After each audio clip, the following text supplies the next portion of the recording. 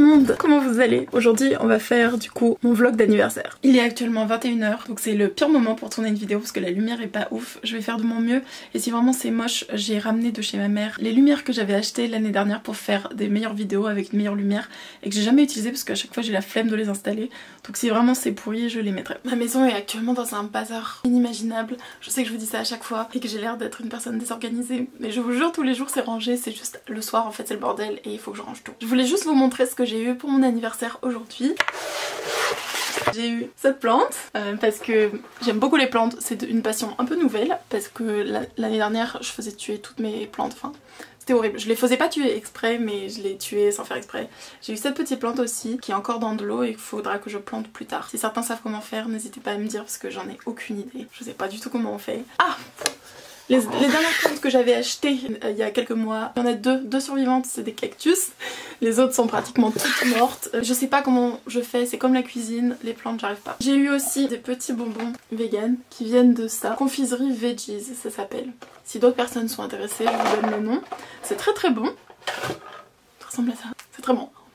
Faut pas croire que quand on est vegan on mange rien de sucré. Au contraire, moi je mange tout le temps des bonbons, du chocolat, des trucs comme ça. C'est juste qu'il faut trouver des marques qui en font. Déjà à partir du moment où des bonbons n'ont pas de gélatine, souvent c'est végétarien ou vegan s'il n'y a pas de trucs, de composants qui viennent des animaux. Alors j'ai eu...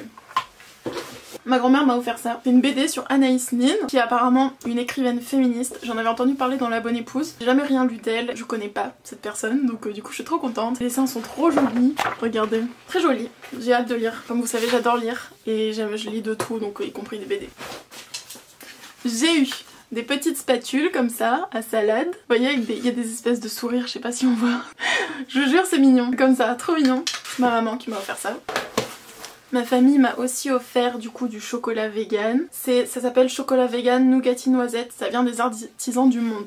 Très bon aussi. J'ai reçu aussi des coloriages oiseaux, comme ça. J'en fais tous les matins, toujours 15 minutes. Et ça me détend et ça me met des idées en place pour la journée. Et je réfléchis aux objectifs que je veux mettre en place, aux choses que je dois faire dans ma journée, etc. Ça m'aide à m'organiser. C'est une petite astuce comme une autre. Vous pouvez aussi faire de la méditation. Je sais qu'il y en a qui aiment. Moi ça me saoule un peu parce que j'arrive pas à rester assise sans rien faire. Même si je sais qu'en soi on fait quelque chose, qu'on se concentre sur rien ou sur sa respiration, voilà. Mais moi j'arrive pas. Voilà. J'ai eu le DVD La Favorite que j'ai vu au cinéma. Très bon film. En plus Olivia Colman a eu l'Oscar de la meilleure actrice, donc si vous voulez voir une bonne actrice je vous le conseille. J'ai eu aussi ce DVD qui s'appelle Dilili à Paris, c'est de Michel Oslo qui a fait aussi Kirikou et Azur Asmar. Et j'ai eu aussi DVD Marie Stuart. J'ai eu ce collier, je sais pas si vous allez pouvoir voir, je vous montre comme ça. Je suis trop fan, magnifique, qui vient de chez Swarovski. Franchement, j'ai l'impression de recevoir des bijoux Cartier quand je vois leur packaging, c'est trop beau. J'adore. Hop, je l'avais pas avec moi. J'ai eu ce DVD, Les 4 filles du Docteur March, enfin les filles du Docteur March. J'adore Emma Watson, je vous conseille vraiment ce film et il est vraiment bien. J'ai vu au cinéma aussi et donc je suis contente d'avoir le DVD. Je trouve ça sympa en fait d'avoir la boîte et de pouvoir le regarder quand je veux. Je trouve ça chaleureux les DVD, c'est des trucs qu'on peut regarder en famille, j'adore. Comme je vous l'avais dit, ma soeur étant partie en voyage, elle m'avait offert ce t-shirt avant de partir. Donc c'est un t-shirt qui vient de chez Undies si ça vous intéresse, avec La Belle et le Clochard. Elle m'avait aussi offert cette brassière. Je pense que c'est une brassière de sport ou alors une brassière à mettre et c'est joli, il y a une sorte de dentelle comme ça, jaune fluo, donc voilà, très joli. J'ai aussi eu cette trousse équipe de France parce que vous savez que j'adore le foot et le sac assorti avec marqué Mbappé ici.